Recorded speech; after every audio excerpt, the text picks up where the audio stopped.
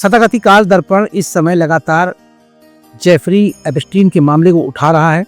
आज तीसरा एपिसोड है। इस एपिसोड में हम जानेंगे एलन मस्क की कुंडली क्या कहती है, क्योंकि इससे पहले गुरु जी के तमाम एपिसोड में एलन मस्क का नाम आया। उन्होंने यहाँ तक बताया कि 2028 में एलन मस्क की कुंडली बहुत ही ज़्यादा स्ट्रांग होगी, जिसके चलते वो राष्ट्रपति भी बन सकते हैं। लेकिन उससे पहले एक नया मोड़ आया। एप्स्टीन फाइल में एलन मस्क का नाम भी प्रभावशाली तरीके से दिया जा रहा है। क्या कहते हैं उनके सितारे अभी और क्या कहते हैं बाद में, आइए जानते हैं पंडित उमेश शास्त्री से विस्तार में।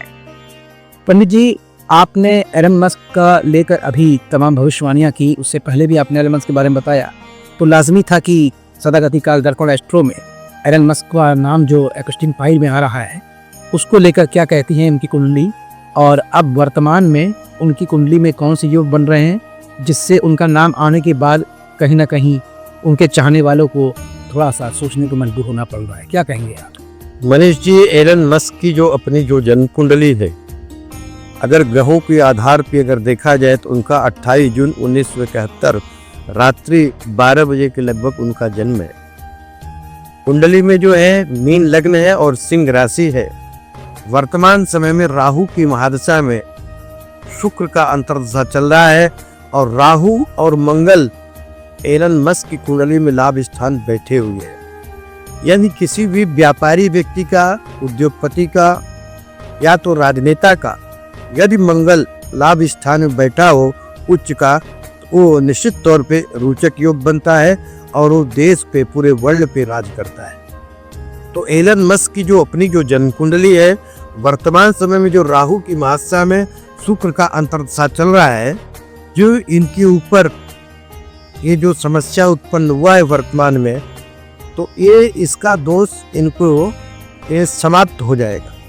और आने वाले समय में भविष्य में यदि देखा जाए तो क्योंकि राहु की महादशा में इनके जो कुंडली में शुक्र का अंतर्दशा चल रहा है, तो शुक्र के अंतर्दशा के बाद कुछ टाइम के बाद एलन मस्क का जो प्रभाव है वो और ज़्यादा बढ़ेगा।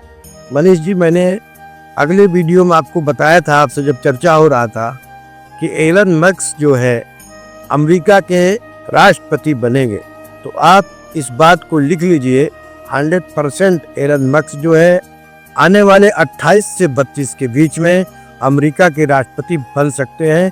इतना ताकतवर उनकी जन्म कुंडली है। कुंडली बहुत ही ज़्यादा प्रभावशाली तरीके से आप ये दावा कर रहे हैं कि वो राष्ट्रपति बनेंगे, और आपने उन कुंडली में जो चीज़ देखी उसके आधार पर आप ये बात कह रहे हैं। अब इन दूसरा सवाल ये है कि बिल गेट्स का नाम भी आया है और एलन मस्क का नाम भी एप्स्टीन फाइल में आया है। दोनों कुंडलियों में किसकी कुंडली प्रभावशाली और क्यों? देखिए, एप्स्टीन ये जो समस्या है जो अभी अभी उत्पन्न हुआ है, ये भी हो सकता है कि ग्रहों के आधार पे इनका टाइम तो दोनों लोग का खराब चल ही रहा है, क्योंकि एलन मस्क का जो है सिंह राशि है, बिल गेट्स का जो है मीन राशि है। दोनों के ऊपर जो है शनि के ढैया का और 7.5 का प्रभाव चल रहा है। तो ये भी हो सकता है कि इनको फंसाया जा रहा हो, क्योंकि शत्रु बहुत हो सकता है प्रबल हो, इनको फंसाया जा रहा हो। मगर जहाँ तक एलन मस्क की मैं बात करता हूँ, इनके ऊपर जो ये प्रॉब्लम आया हुआ है ये ऑटोमेटिक समाप्त हो जाएगा।